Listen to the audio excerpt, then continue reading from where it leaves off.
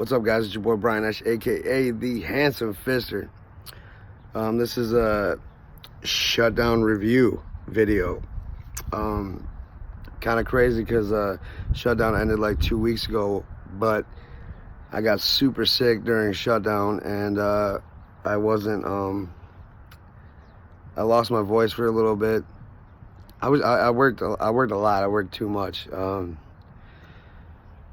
We got behind real quick, and then we caught up a little bit, but we still didn't have enough time to get it to the programmers in time. So, I mean, they struggled, and we finally got it.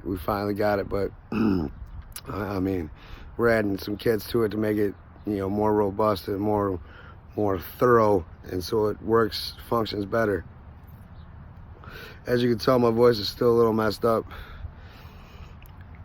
Excuse me, but it was all good. It was a struggle. It was probably the most difficult thing I've ever had to do in my career so far. On a shutdown standpoint, on an install standpoint, it humbled me. I was humbled, and if it wasn't for certain people who, came together, pulled me together, picked me up when I was down, and I'm gonna take a minute to shout them out. So.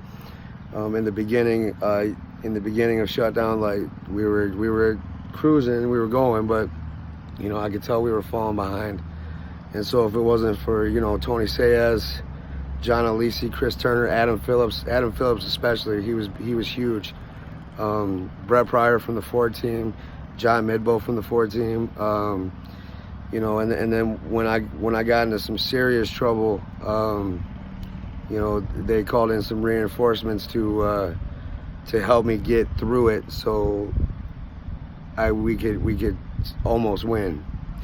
I would say we broke even. We didn't lose, we didn't win, but it was one of those things that it was a struggle. It was a struggle, and actually I needed that, because the saying's true: if you always win, you don't lose. You don't learn anything. You don't learn shit from winning. You only learn shit from losses. You only learn stuff from hardship. You only learn stuff from struggle. So the whole 10 or 15 years that I was installing tooling or helping other people install tooling, like when I was helping other people install tooling, like I didn't know the gravity of the failure points or the milestones. So I didn't have to feel that stress and that pressure. But when I was put in that position to feel the stress and feel the pressure, it was hot. It was hot in Shutdown. It was really hot that those couple weeks, and I was working a lot. I wasn't eating right. I wasn't taking care of myself. I was living on Red Bull and Newports, and so the pressure fucking got to me, and that in itself was humbling, because I've never felt like that before. I never felt that struggle before, that kind of, and so I talking with, Tony Sayez, who's been installing tooling for, a lifetime already. He's like, look, he goes, it always happens on the first one that you struggle on. When you're struggling on the first one, you're working late, you're not sleeping because you're thinking about it. You will get yourself sick, and I did. I got myself really sick. I got one of those summer colds, and after Shutdown, and we ran production. The first week of production, I was okay, but I was still working a lot. And then the weekend after Shutdown, when we were, fine-tuning some things, I worked a lot again that weekend, an awful lot. And then come Monday, I couldn't get out of bed. I couldn't get myself out of bed to save my life. It was so bad I peed in a Gatorade bottle in my hotel room because I couldn't get out of bed. And so I learned a lot from that experience. And so, I was humbled. And actually it was kind of funny, because a couple guys from the Ford team who remember me from 2014, 2015, actually called me, and they're like, hey, heard you're struggling. How's it going? And so,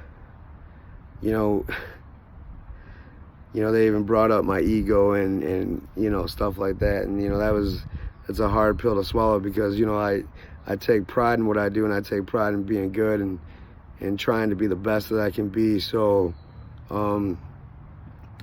you know, when you fall short of, you know, your milestone and your goal, you know, you got to keep pushing, but at the same time, you got to do self-care to take care of yourself. And so that was the lesson that I learned. More importantly than anything on that shutdown is you're useless to the team if you're sick and out of commission. So sometimes it's better to put faith and trust in other people to get things done, so you don't have to do it, and you can't feel like you have to do it all. And so it got to a point to where, you know, like I was reacting to everything and I felt like I needed to do it all myself, which was a very, very, very bad thing. And that's what led to me getting sick, and that's what led to me falling further into the rabbit hole, which, you know, I was so glad when, you know, Tony Sayers and John Alisi, Chris Turner, Adam Phillips, and you know, Brett Pryor, they pulled a bunch of people together, and they got everyone out there, and everyone was going through it to try and stop the struggle and stop the pain. And you know when, you know, Tony Sayers specifically was like, go home, get some rest, you'll feel better, like take care of yourself, I got this. And like the fucked up thing is like he had woke up at like 2 o'clock in the morning, drove up there, and you know, like it was like 4 o'clock, and he's like, dude, go home, I got it. And so he ended up staying till like midnight. I mean, he was there 22 hours so I could get some sleep. And he's like, look, dude, I just got back from, you know, I just got here, so I'm fresh, I got fresh legs, let me take it. And then he pushed a little too hard and got a little sick too. So I mean, that's just what happens on these shutdowns sometimes, man, especially when you get yourself behind the 8 ball. And you know, my ego got in the way of never failing. So when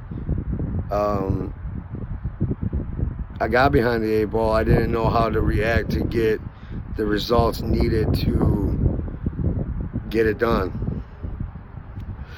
So with that being said, it takes a team to get something done. One man cannot do it all. So remember that. One man can't do it all. Self-care is important. And make sure you eat right, you stay hydrated, and you work through your issues with other people. Don't do it all by yourself.